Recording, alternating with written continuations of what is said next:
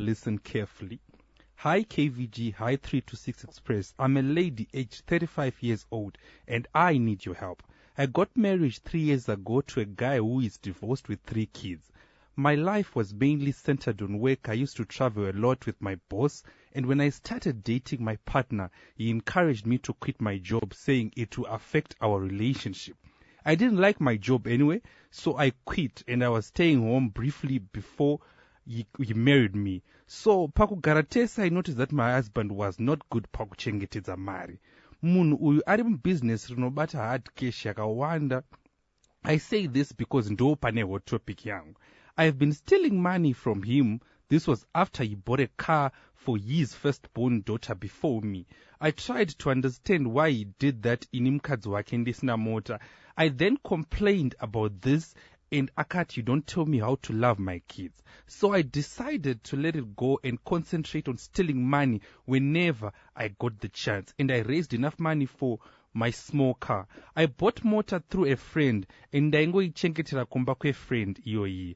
And it's unfortunate that I was involved in an accident that injured my back.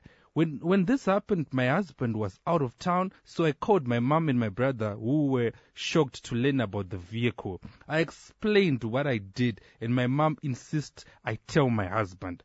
Paakadzoka murume wangu, he noticed that I'm not 100%. I was avoiding intimacy, so I told him kuti it's fibroids. I'm going for my checkups with my brother. Mama vakatoramba kubatsira, saying if I don't tell my husband, she will. This is causing a strain pa relationship yangu na mama. Vedare, I don't plan to tell the truth because knowing my husband ndokupera kwe marriage.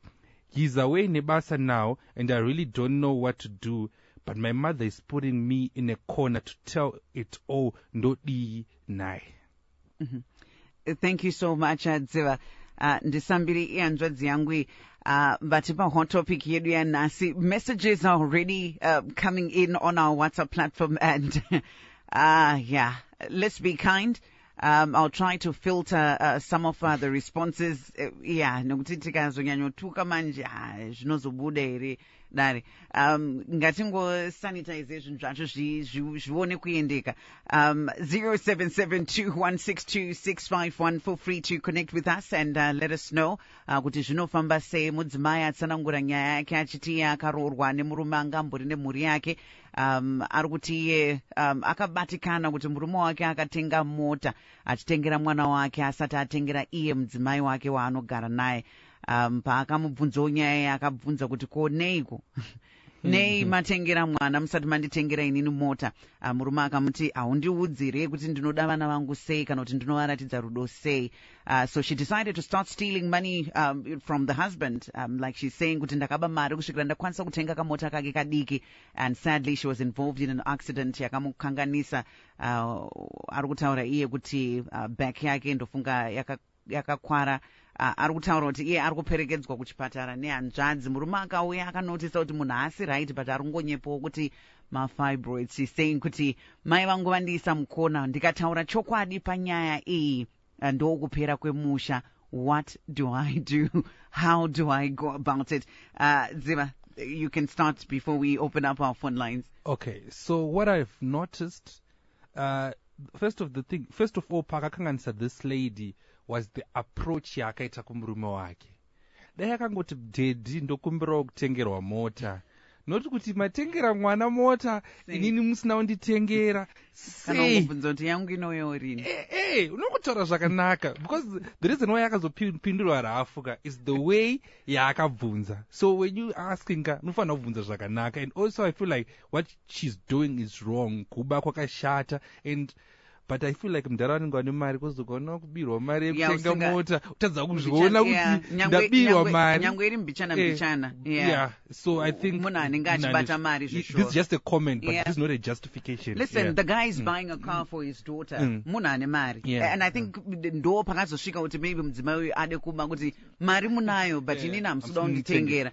Tisingazive kuti chii chiri kuitika murelationship kuti zvizosvika pakudaro, because handifunga kuti pane murume angaramba kuti asimudzirawo mudzimai wake kana zvikwanisiro zviripo. Star FM, hello. Hello, Star FM.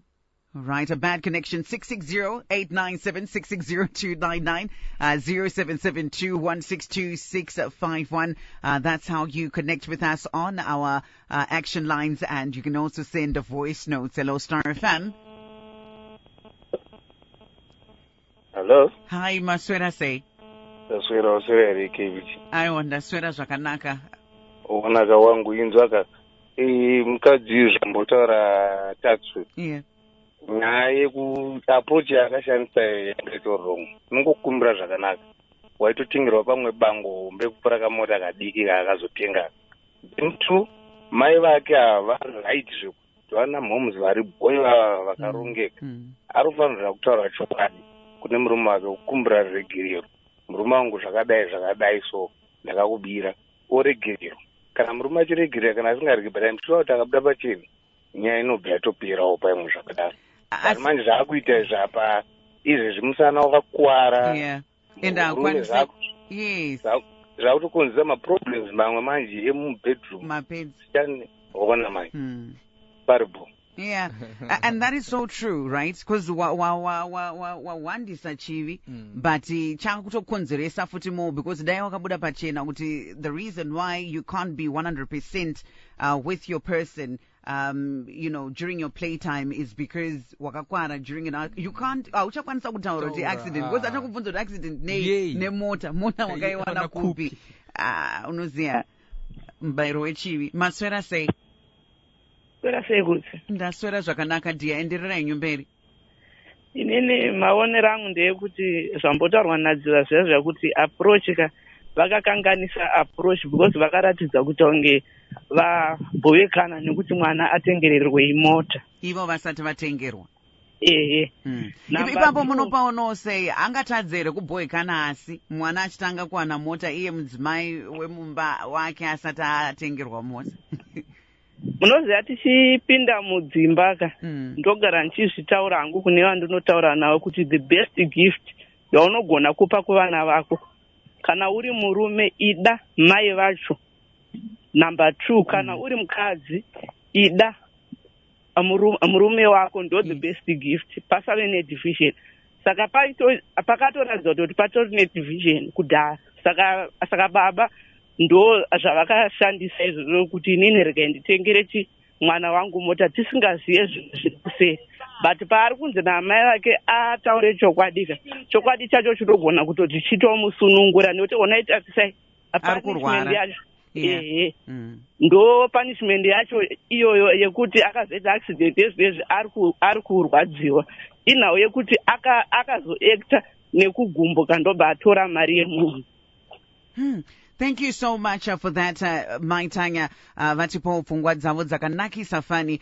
Vedare tibateo tinzwe kuti pfungwa dzenyu dziri kuti someone is coming in to say KVG, I think it was wrong. Yes, kuti mwana anotanga kutengerwa mota, mai vasati vatengerwa mota, but amai vake havasi vakuda mukwasha here cause ataura kuti imba yakutoputsika iyi.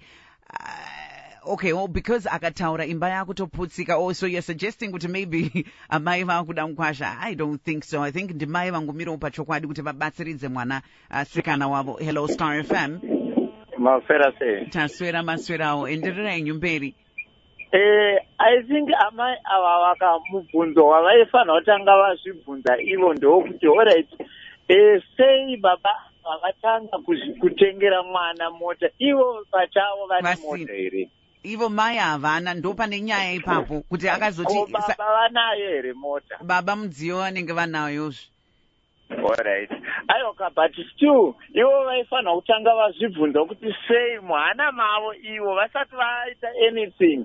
Vombotanga vazvibvunza ivo kana kutsvaga advice from some other people vasati vaita godo rinozosvika pakuti kabvunziro kaunoita ndo panouya mhinduro yako ipapo pakabvunziro kaunoita. Even if kana ukada kukumbira chinhu from someone, yes, kakumbiriro kaunoita ndo kanoita kuti uzopiwa kuti upiwe here kana kuti unyimwe. Yes, majekesa.